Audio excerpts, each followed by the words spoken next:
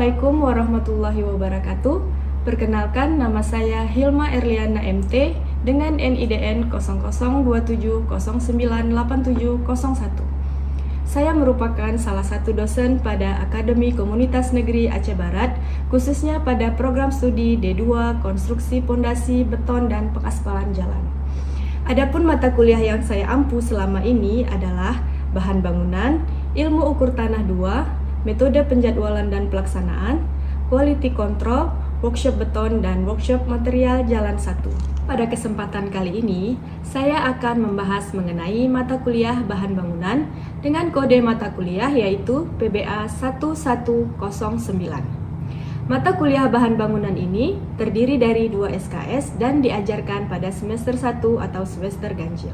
Output atau capaian pembelajaran dari mata kuliah Bahan Bangunan ini adalah yang pertama, mahasiswa mengetahui sifat-sifat bahan konstruksi dan penggunaannya dalam konstruksi bangunan gedung maupun konstruksi jalan raya. Yang kedua, mahasiswa mampu memilih bahan-bahan bangunan yang sesuai dengan kebutuhan secara ekonomis serta mampu memanfaatkan bahan-bahan lokal yang ada di daerah kerja tanpa mengabaikan fungsi dan kualitasnya. Yang ketiga, mahasiswa mampu menetapkan penggunaan material serta menyiapkan bahan-bahan bangunan yang diperlukan sesuai spesifikasi teknis. Untuk teknik atau metode pembelajaran yang saya gunakan pada mata kuliah Bahan Bangunan ini adalah Student Center Learning atau SCL, di mana strategi pembelajaran yang berbentuk fokus pada keaktifan si mahasiswa itu sendiri. Adapun model pembelajaran yang saya gunakan adalah Small Group Discussion atau SGD, diskusi antara mahasiswa dengan mahasiswa untuk membentuk kelompok-kelompok kecil atau diskusi antara mahasiswa dengan dosen. Kemudian model simulasi atau praktik, contextual instruction, yaitu mengajarkan mahasiswa dengan situasi dunia nyata dan membuat hubungan antara materi yang telah diajarkan dengan melakukan studi lapangan untuk mempelajari kesesuaian teori, serta model-model lainnya menyesuaikan dengan materi yang akan dipelajari. Untuk materi dari mata kuliah Bahan Bangunan ini yaitu meliputi: pertama sekali, sebelum menyampaikan materi, biasanya saya memberikan kontrak perkuliahan terkait tujuan dari pembelajaran mata kuliah ini, deskripsi materi perkuliahan, capaian pembelajaran, metode pembelajaran yang akan digunakan, buku yang digunakan oleh mahasiswa, serta yang terakhir adalah kriteria penilaian. Selanjutnya yaitu pengertian bahan bangunan, bahan perekat beton dan zat tambahan atau additive and admixture, penggunaan agregat baik untuk campuran beton maupun perkerasan jalan, penggunaan air untuk campuran beton dan cara membuat mix desain beton, material kayu sebagai bahan bangunan, besi dan baja sebagai bahan bangunan, geotekstil, geogrid dan geomembran, serta yang terakhir aspal sebagai bahan bangunan. Adapun interaksi pembelajaran dengan mahasiswa dilakukan dengan hybrid learning, yaitu dengan penggabungan antara pembelajaran tatap muka maupun secara daring melalui media sosial. Seperti yang biasa saya gunakan adalah Zoom Meeting, Google Classroom, dan juga WhatsApp Group. Untuk jumlah pertemuan pada mata kuliah Bahan Bangunan ini terdiri dari 16 kali pertemuan, di mana pada pertemuan ke-8 adalah ujian tengah semester atau UTS, dan pertemuan 16 adalah ujian akhir semester atau UAS. Biasanya setelah memahami teori mengenai bahan bangunan ini, lanjutan dari materi ini dilakukan praktek langsung di lapangan dengan mata kuliah yang juga saya ampu, yaitu Workshop Material Jalan 1 pada semester 1 dan juga Workshop Beton pada semester 2. Karena setiap mata kuliah diarahkan pada pemantapan skill atau vokasional dengan bobot studi 70% praktek dan 30% teori. Yang terakhir, untuk komponen yang dinilai dan pembobotan untuk mata kuliah Bahan Bangunan ini terdiri dari absensi kehadiran 10%, tugas 15%, kuis 20%, ujian tengah semester 25%, dan ujian akhir semester 30%. Selanjutnya, saya akan menampilkan video pembelajaran pada mata kuliah Bahan Bangunan dengan salah satu materi yaitu penggunaan agregat baik untuk campuran beton maupun untuk perkerasan jalan. Assalamualaikum warahmatullahi wabarakatuh. Waalaikumsalam warahmatullahi wabarakatuh. Gimana, semangat Mas ya? Semangat. Walaupun udah jam siang ya. Oke, kita hari ini belajar mengenai lanjutan ya untuk pertemuan kedua, yaitu adalah agregat. Nah, agregat itu ada kita bahas hari ini yaitu pengertiannya, kemudian jenisnya, klasifikasi agregat, kemudian sifat agregat untuk campuran beton dan perkerasan jalan. Nah, kita kan udah belajar nih pertemuan sebelumnya, jadi kita kuis sedikit ya, tanya jawab gitu, pemahaman kalian di materi sebelumnya. Kita kemarin kan belajar tentang struktur bangunan nih, ada bangunan bertingkat, sederhana, kemudian ada infrastruktur juga. Ada yang tahu apa itu infrastruktur? Boleh? Ya, silakan Miraj. Infrastruktur adalah seluruh struktur dan juga fasilitas dasar, baik itu fisik maupun sosial, seperti bangunan, jalan, irigasi, jembatan, dan lain sebagainya, yang dibutuhkan untuk operasional aktivitas masyarakat maupun perusahaan. Dan infrastruktur itu adalah bangunan umum yang dipakai untuk khalayak ramai yang digunakan, yang kita nikmati sekarang ini, seperti ada contohnya jembatan, bangunan ya, bendungan, irigasi dan lain sebagainya. Itu namanya infrastruktur. Nah, ada yang tahu ini apa? Jalan raya. Ini namanya jalan raya ya. Apa gunanya? Penggunaan dari jalan raya apa? Lalu lintas kendaraan ya, baik kendaraan roda 4, ganda, kendaraan roda 2 dan lain sebagainya. Itu namanya ini namanya infrastruktur. Selanjutnya ada gambar ini. Ini apa? Bendungan ya. Bendungan apa fungsinya? Bendungan air.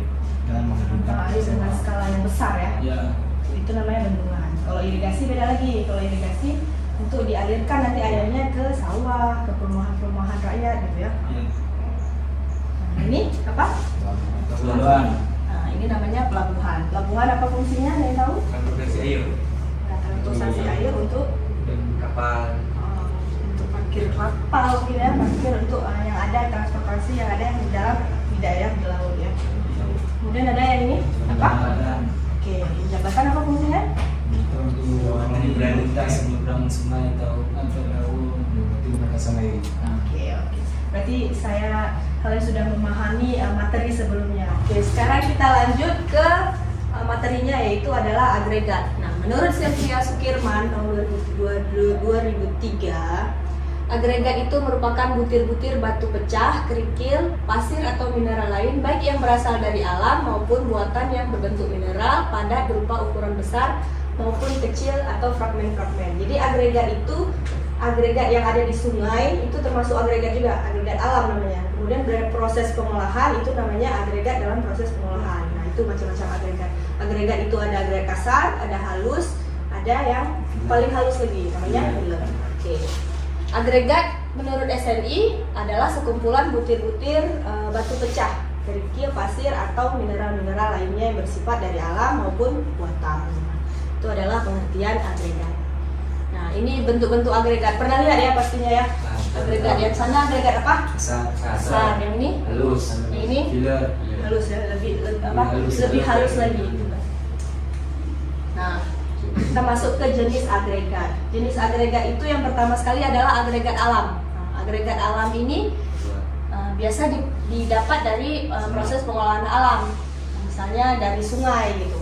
Jadi bentuk permukaannya dia licin, beda ya dengan agregat yang bentuk pengolahan dari pabrik itu dia kasar. Kalau agregat jenis untuk yang pengolahan di alam, dia karena bagiannya itu berasal dari licin dibandingkan dengan agregat buatan, karena agregat ini karena pengikisan oleh air, makanya dia bentuknya lebih halus gitu, lonjong gitu ya. Itu bentuk agregat, jenis agregat dari agregat alam. Nah, dia ada juga yang namanya jenis agregat dari proses pengolahan. Pengolahan ini yaitu diolah di pabriknya gitu, atau mesin pemecah batunya. Nah, biasanya didapatkan dari gunung-gunung dulu, batu besar gitu ya, seperti ini ya. Batu besar, pernah lihat yang dibawa di truk-truk gitu ya, truk besar, batu-batu besar dari gunung. Nah, jadi kita proses pengolahannya sehingga menjadi agregat-agregat kecil gitu, agregat kasar, agregat halus gitu. Nanti diolah dia seperti ini. Nah, jadi agregat kecil-kecil gitu ya bentuknya. Jadi agregat melalui proses pengolahan ini dia tetap berasal dari bukit, dari gunung agregatnya, tapi dalam bentuk bongkahan besar. Kemudian kita lakukan proses pengolahan sampai didapatkan bentuk agregatnya yang kita mau gitu. Bentuknya dia tidak licin permukaannya, jadi dia bentuknya lebih ke bulat angular. Angular itu tidak berbentuk gitu ya, dia kasar bentuknya, tidak bulat, tidak halus gitu ya. Nah, jadi bentuknya seperti ini ya, seperti yang digambar ini. Nah, kemudian ada yang namanya agregat buatan. Nah, agregat buatan ini yang kita buat gitu. Misalnya kita mau buat dari dari plastik, limbah plastik menjadi agregat-agregat. Nah, gitu. Jadi di sini ada yang didapatkan dari proses kimia atau fisika berupa material sehingga menghasilkan suatu material baru yang menyerupai agregat. Nah, ada ini agregat yang dari plastik mungkin ya, dari plastik. Kemudian ini adalah agregat yang berasal dari sampingan pabrik, hasil pabrik dari baja, sampingan dari produksi baja, hasilkan agregat juga, gitu ya, dari limbah-limbah gitu. Atau kita di sini ada pabrik batubara, dari limbah batubara menghasilkan agregat juga gitu. Ada agregat halus, filler atau apapun gitu ya. Kemudian dari pabrik kelapa sawit gitu. Ada bisa juga dibuat dari cangkangnya. Cangkangnya itu bisa dijadikan pengganti agregat. Itu namanya agregat buatan. Agregat yang tidak alami ya, yang tidak dapat dari alam, tapi dibuat gitu. Ya dihasilkan dari proses-proses lagi gitu. Oke, itu adalah jenis-jenis agregat. Kemudian ada klasifikasinya. Klasifikasi agregat itu menurut Bina Marga, agregat adalah agregat kasar. Agregat dengan ukurannya itu dengan saringan nomor 4, yang lebih besar dari saringan nomor 4. Kemudian untuk agregat halus itu adalah agregat dengan ukuran butiran lebih halus dari saringan nomor 4. Nah, kalau agregat kasar itu di saringan nomor 4 yang tertahan di saringan nomor 4, tapi yang lolos di saringan nomor 4 dan selanjutnya itu namanya agregat halus. Nah, di saringan yang lolos lagi di nomor 200 yang paling halus itu namanya agregat itu filler namanya, bahan pengisi. Nah, contohnya ini ya. Apabila dia tertahan sampai batas saringan ini, itu dinamakan agregat kasar ya. Sampai tertahan, berarti dia nggak lolos lagi. Kalau lolos lagi itu namanya termasuk agregat halus, kerikilnya gitu ya. Nah, tapi kalau yang lolos lagi di saringan yang 200 yang paling halus itu namanya filler. Nah, nanti kita belajar di lab ada namanya analisa saringan. Jadi turun dari atas kita saring, kira-kira yang lolos saringan segini-segini itu dinamakan kategori apa gitu, agregat kasar atau agregat halus. Mungkin ada pertanyaan? Ada. Bagaimana cara pengolahan agregat yang dibuat oleh manusia? Nah, oke, bagus pertanyaannya. Kita kembali lagi ke materi tadi. Nah, ini ya, yang maksudnya agregat buatan tadi ya. Agregat buatan kan kita bisa dari limbah-limbah tuh. Bagaimana cara membuatnya gitu ya? Misalnya kita mau buat agregat dari limbah misalnya tadi batubara. Jadi proses pembakaran batubara tadi ada sisanya fly ash-nya, debunya itu bisa dikatakan sebagai filler gitu. Nanti diuji lagi kekuatannya bagaimana gitu ya. Kita tidak bisa sembarang pakai agregat buatan ini, harus diteliti lebih lanjut lagi bagaimana kekuatannya, mutunya harus kita tahu gitu ya. Jadi harus melalui proses lagi. Boleh kita ambil kan. Kemarin ada penelitian mahasiswa tentang agregat pengganti misalnya dari cangkang sawit bisa, atau dari filler, dari pengganti filler nih, dari kerang misalnya dihaluskan lagi. Kalau dari plastik ada juga limbah plastik. Misalnya dimasak dulu, kemudian dibentuk agregat seperti ini ya, dengan ukuran-ukuran yang dibentuk gitu. Itu namanya diolah oleh manusia. Nah, mutunya itu kita harus teliti lebih lanjut lagi di laboratorium. Kira-kira kekuatannya dengan kita ganti agregat ini cocok enggak gitu ya. Nggak boleh asal kita ganti, nanti kan apalagi untuk penggunaan infrastruktur ya. Untuk penggunaan infrastruktur untuk khalayak banyak, khalayak ramai harus ada tahap proses quality controlnya gitu ya. Kontrolnya harus dilihat. Sifat agregat untuk perkerasan jalan terdiri dari yang pertama adalah ukuran butir. Ukuran butirnya itu semakin besar ukuran maksimum agregat yang dipakai, semakin banyak variasi ukuran dalam campuran tersebut.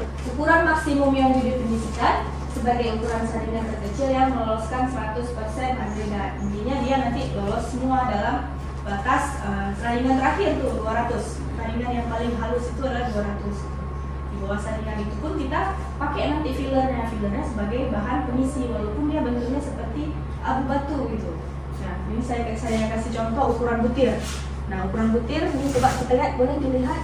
Nah, ini bangunnya otak. Ini adalah agregat kasar. Nah, ukuran butirnya itu nanti kan ini kita saring lagi. Dia harus lolos sampai tertahan di nomor 4 tadi, itu dia namanya agregat kasar gitu. Nanti kalau untuk agregat halus di atas 4 sampai 100 itu namanya agregat halus seperti ini ya. Boleh dilihat ini ya. Sedangkan untuk pilar yang di bawah lagi abu batunya kalau dia lolos lagi di bawah ini itu dia abu sebagai bahan pengisi lagi, penambah lagi gitu. Yang paling halus lagi ya. Kayak bedak mungkin, kayak halus fly ash gitu ya. Kalau batu bara gitu juga, nanti kalau di batu bara bekas hasil pembakarannya tuh ada debunya itu bisa dijadikan pilar ya. Ya, udah tahu ya. Kita masuk ke sifat agregat yang kedua. Ada yang namanya gradasi. Nah, gradasi itu ada 3.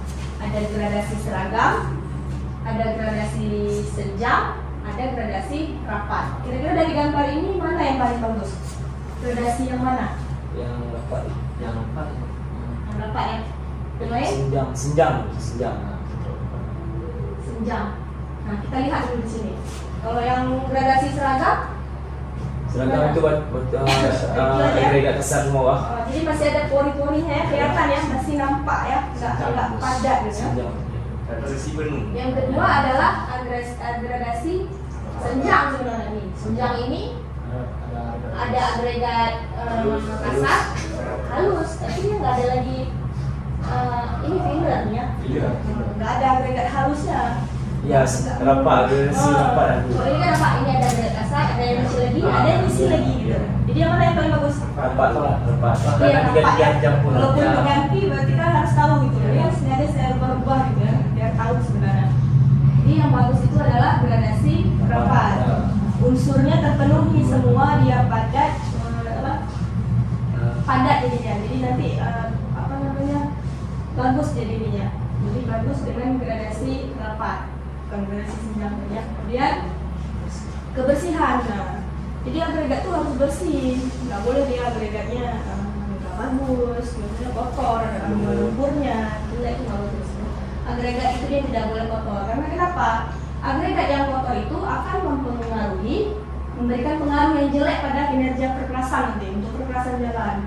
Misalnya dia berlumpur atau apa, seperti berkurangnya ikatan antara aspal dengan agregat, sebabkan karena banyaknya kandungan lempung antar agregat tersebut. Jadi harus bersih, karena kalau nanti dia bercampur dengan lumpur atau apa, nanti proses pengikatannya nggak bagus.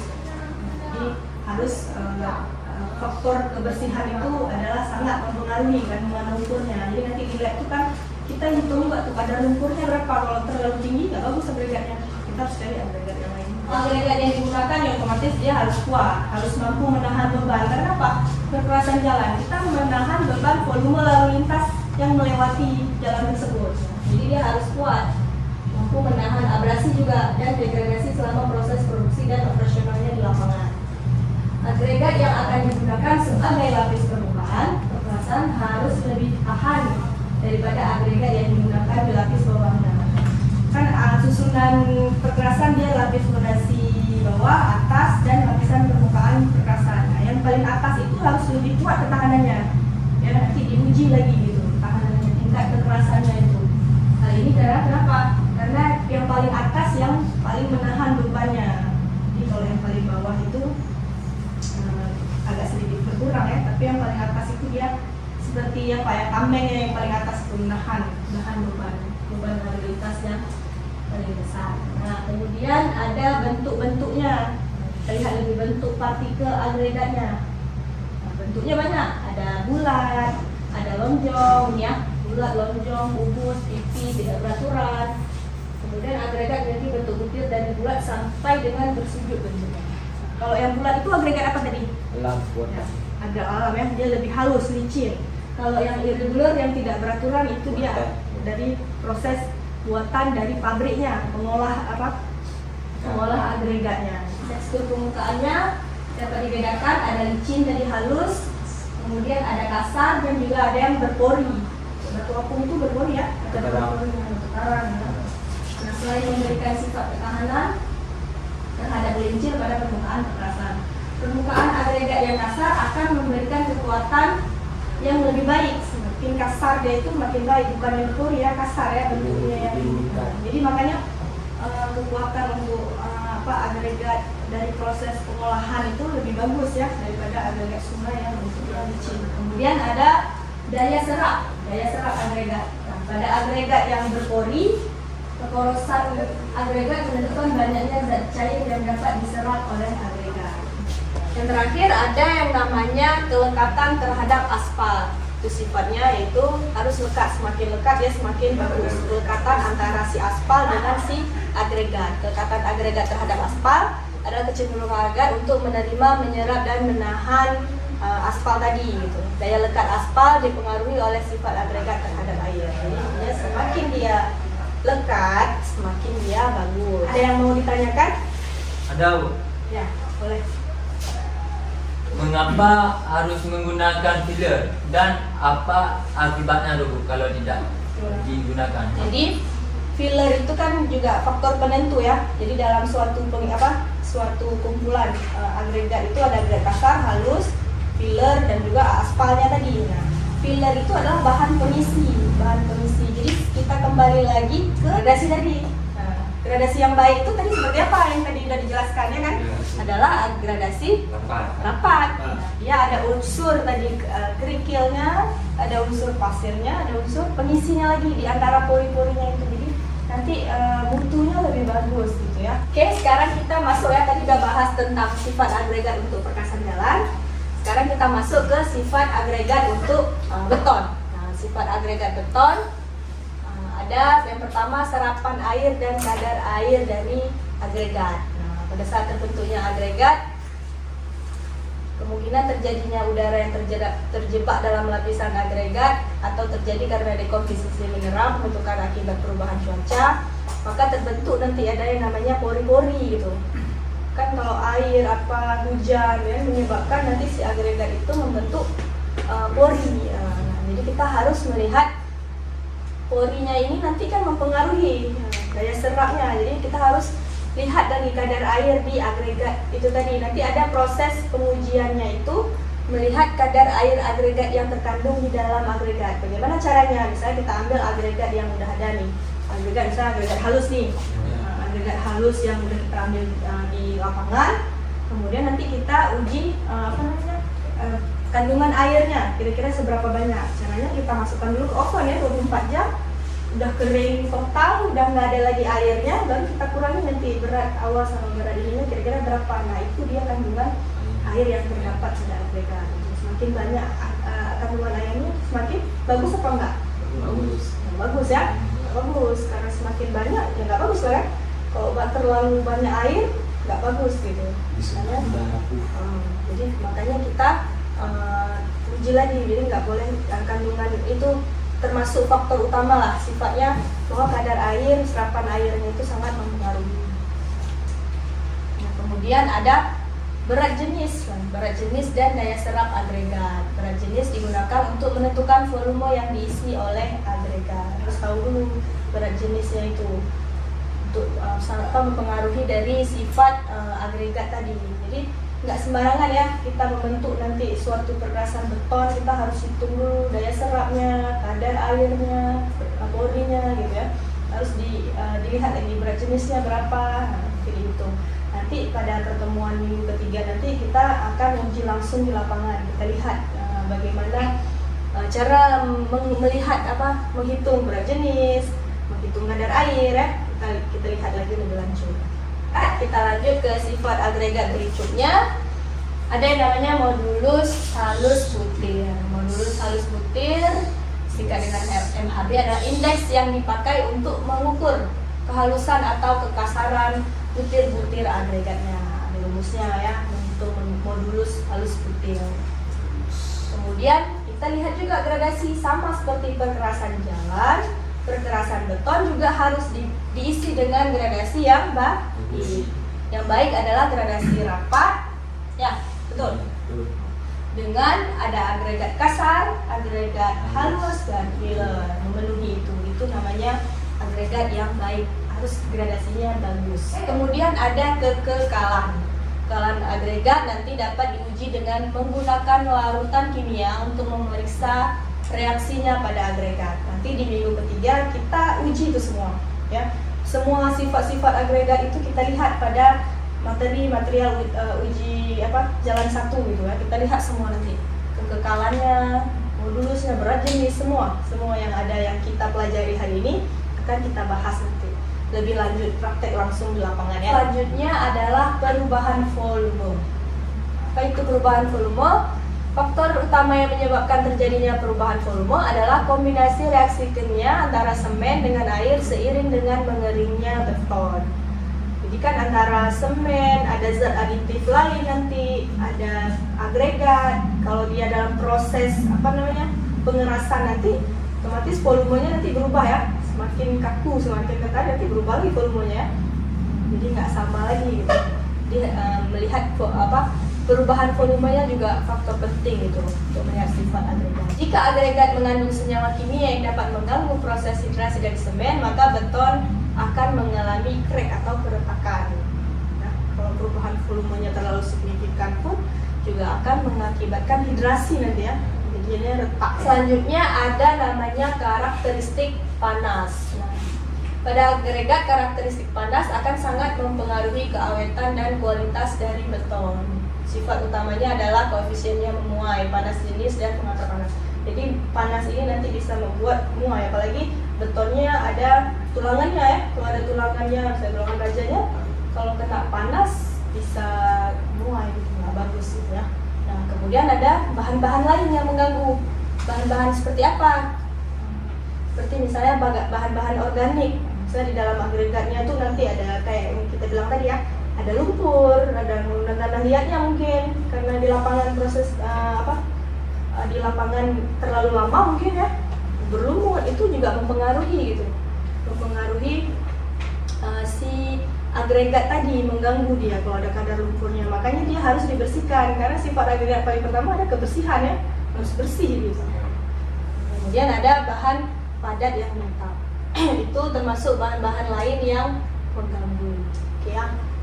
Sudah selesai nih sifat agregat untuk beton. Kira-kira ada pertanyaan untuk yang beton? Oke. Bagaimana proses pemeliharaan beton? Proses pemeliharaan beton ya. Ada yang namanya proses pemeliharaan beton itu curing namanya. Nanti pas waktu di lapangan pada saat kita nguji tentang pekerjaan beton ini, nanti ada yang namanya pemeliharaan. Bagaimana caranya memelihara agar dia bagus gitu. Nah, kalian pernah lihat di lapangan Mas ya, waktu siap ngecor beton, ada disiram nggak ya? Ada ya. Siram sampai berapa hari? Ada seminggu ya. Ada disiram sehari sebelum dibuka backcastingnya gitu ya. Jadi ada yang 7, 14, 28. Yang paling bagus itu maksimalnya adalah 28 hari. Yang paling minimalnya itu adalah 7 hari. Nah, nanti kalau kita membuat benda uji beton untuk pemeliharaannya bagaimana? Nanti kita rendam dalam air gitu sebelum kita uji kuat tekannya. Kira-kira waktu 7 hari perendaman kira-kira berapa kuat tekannya, waktu 14 seperti apa, waktu 28 seperti apa. Itu namanya pemeliharaan ya, cara memelihara si beton tadi gitu. Kalau di lapangan bisa kita lihat selalu disiram gitu ya. Sebelum dibuka backcastingnya disiram dulu gitu. Itu namanya proses cara pemeliharaan si beton tadi. Oke ya. Udah jelas? Oke, ada pertanyaan lagi? Udah? Paham ya? Jadi kita ada tugas nih. Tugas untuk besok ya, ketemuan besok. Nah, ya, kalian ke lapangan, kemudian kalian buat ringkasan aja bagaimana keadaan kondisi di lapangannya. Kemudian besok kita bahas, kita presentasi gitu ya. Mungkin ini aja dari saya. Saya akhiri. Assalamualaikum warahmatullahi wabarakatuh. Waalaikumsalam warahmatullahi wabarakatuh. Demikianlah video pembelajaran yang dapat saya tampilkan. Lebih dan kurang saya mohon maaf. Assalamualaikum warahmatullahi wabarakatuh.